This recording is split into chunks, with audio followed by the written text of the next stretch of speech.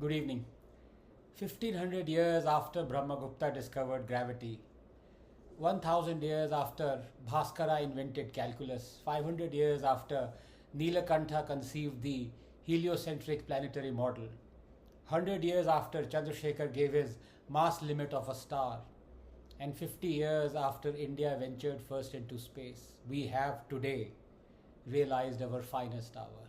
It is the dawn of a new India, an India where every young Indian would want to become a scientist, would want to emulate the great heroes of ISRO. What Sachin did for cricket and Vishwanathan Anand for chess, ISRO has done for astronomy and space research. This is the day all of us have been waiting for. Something similar happened for the USA in 1969 in the wake of the moon landing, and 50 years later, we have reached our own finest hour. And what makes it sweeter is that we have landed on the moon after having stumbled and fallen down in our last attempt in 2019. To have gotten up, dusted our backsides, and not just walked but sprinted is a stupendous achievement. As I said, तरंगे तो बहुत है लेकिन वो तरंग ही क्या जो कभी सिरा ना हो, उठते तो बहुत है लेकिन वो उठा ही क्या जो कभी गिरा ना हो.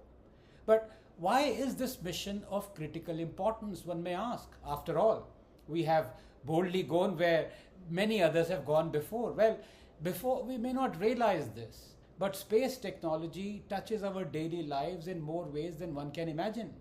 Underneath the grand visuals of rocket launches and rovers landing on extraterrestrial surfaces, visuals that doubtless precipitate national pride, lies a string of futurist inventions, sturdier materials, smarter electronics, and innovative life support systems to sustain human life in unfavorable environments. And when these breakthroughs begin to supplement our daily lives, as sooner or later they always do, they pull the standard of living up by several notches. Had it not been for the Apollo moon mission of NASA, for instance, we wouldn't have had seamless TV and radio transmission, quartz watches, tires, water purifier, athletic shoes, cordless tools, card swipe devices, ready-made frozen food, solar panels, weather maps, airplane safety chutes, fireproof suits, breathing assistance apparatus, cardiac pacemakers, and countless other essentials that we now take for granted. And half a century and 216 missions since its inception, ISRO too has developed a long list of remarkably economical indigenous technologies. Noteworthy also that along this journey, it has been an organization whose purpose transcends the glass ceilings of gender and power politics. 410, I repeat, 410 of ISRO's technologies have now been transferred or licensed to as many as 235 Indian companies. These are widely used across sectors such as chemical and specialty materials, mechanical, electronics and telecommunications, broadcasting, navigation and optics. ISRO is a world beater. That it seldom comes across as one in the nation's conscious is not its fault but ours.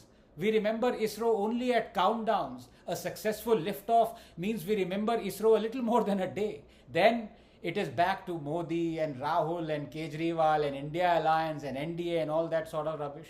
Perhaps all for good. Perhaps this is how ISRO prefers it. In the coming years, ISRO is determined to take the next epochal leap, strengthening international collaborations and at the same time expanding the coverage and bandwidth of satellite transmissions in rural India.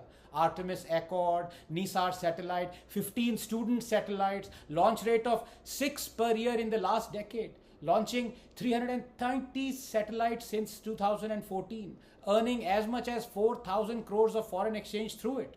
ISRO has set itself for as many as 6 major launching in 2023, but one among these is garnering wide-eyed attention of Indians and the world alike, and it goes by the name of Vikram, India's moon lander. Named Vikram after Sarabhai that just descended on moon's south pole as part of Chandrayaan 3, ISRO has called it its most complex mission yet. On top of this, Prime Minister Modi, also the minister in charge of the Department of Space, has declared to put an Indian in space very soon. Before I delve further into the repercussions of today's achievement, I'd like to make 2 brief points because I think it's important as a scientist to quell dissenting voices with logic and rationale. Number one, this is regarding the controversy over ISRO scientists going to Tirupati to seek blessings for the success of mission.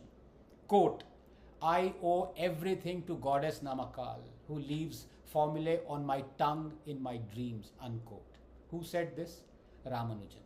Quote, I always found solutions to difficult engineering problems during the prayer of Fajr, unquote. Who said this? Dr. APJ Abdul Kalam. Narinder Kapani, inventor of the fiber optic cable, was a religious Sikh and believer in the divinity of the sacred gurus. Quote, Earth was formed by God in 6 days, unquote. Who said this? Raymond Damadian, inventor of the MRI. So, would those chauthi fails abusing ISRO scientists for offering prayers at Tirupati for the success of Chandrayaan 3 also now cancel Ramanujan and Kalam and Kapani? Look, believers can be great scientists. Yes, as a Darwinian atheist, I for one believe that science is the antithesis of religion and that God does not exist, and that especially after the discoveries of Hubble and Darwin, scientists who believe in those discoveries must not believe in God as the creator. But this doesn't mean even for a second that those who believe he or she does exist cannot pursue science or be brilliant at it. And for heaven's sake, how shameless can you guys be who are scoffing at believer scientists while you yourself believe in God and prophets and miracles while enjoying the fruits of the scientific labor of these believers? Number two, defense, science and space programs span decades and across governments, and so every government should be credited, like for Tejas and Chandrayaan and Arjun and Mangalyaan or vaccine research. Problem comes when the Congress and its acolytes take it to the extreme. That is what is needless. Every single time India under Modi accomplishes something in science, technology, defense, space, they start crediting Nehru for it. Nehru built this, Nehru built that, it is because of Nehru. Agar tum saans bhi le rahe ho to wo Nehru ji ki deen hai. I'm sorry, but this is absurd to credit Nehru for everything. Might as well credit Hitler for the 1969 moon landing. For it wouldn't have been possible without von Braun and V2 technology that the Americans snatched as war spoils in 1945. Ideas need to be backed by contemporary, not historical figures. There is no such thing as historical enabling in science and technology. Great research institutes and centers of excellence can crumble within years, even months. Ideas are the product of human mind, not sanctioned buildings. Science doesn't live in the past. Science isn't history. So today is a historic day. India joins the rank of select nations that have the capability to send rover to the moon and explore it. At least today, I request you guys to stop this nitpicking and hail our incredible achievement. Finally, returning to ISRO's grand projects and ideas of moon, Mars and beyond. Some may call these vanity projects, but they are not. For those unaware, the so-called great game has been played since the time Kipling coined the very phrase in Kim. Then the players were Britain and France. Soon it would be India and China. Perhaps they already are. The quest for playground supremacy among powerful nations has turned into a game of musical chairs, but with a difference. When the music stops, no one removes a chair. There is no attrition for those who are too big to fail. Nations get cartelized, and India desires, some feel, needs to be in that cartel. Space science will again become an essential derivative in the ever-evolving power equation. The White House administration recently spoke of the need for a space force. A space that was, quote, once peaceful and uncontested is now crowded and adversarial, unquote. The context for this unprecedented declaration was not only China's ramped up efforts in space science and the attempt at destroying one of our own satellites by a powerful missile that India also accomplished, but also President Putin's announcement of Russia's aggravated weapons program.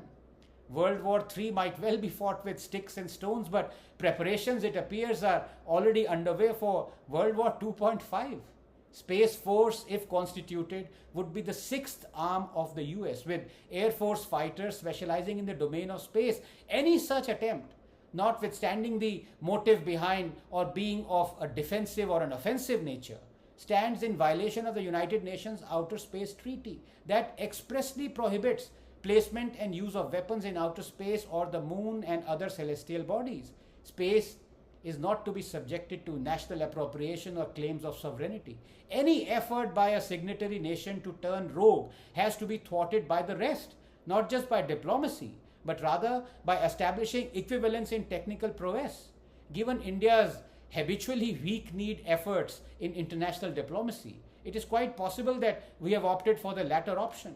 We are going boldly where many have gone before, I said, but we have reasons to. And some of these reasons may never be made public because they involve defense and our security, probably our very existence.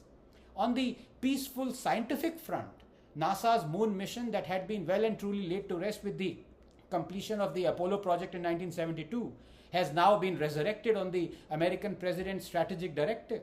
So NASA, along with a handful of private space technologies and companies, has begun working on setting up a permanent outpost for humans on the moon to accomplish its multifold objective of returning humans to the moon and to create a gateway for travel to Mars and beyond. The outpost is envisioned to give America a strategic importance in its cislunar space. The plan is to have the gateway lodge 4 astronauts and serve as a hub for robotic and crewed exploration of the moon.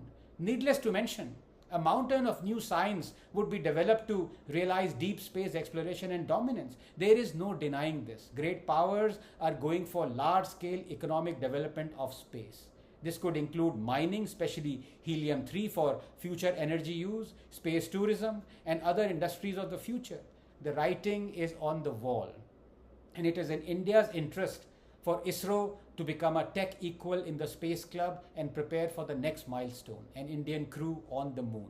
With its well-established and globally appreciated launch capabilities, an ISRO launch site on the moon would go a long way in shaping our future. Tumba tranquillatis. Space is no longer the final frontier, and its exploration no longer a luxury we cannot afford. Winter is coming. Let's be ready for it. Thank you.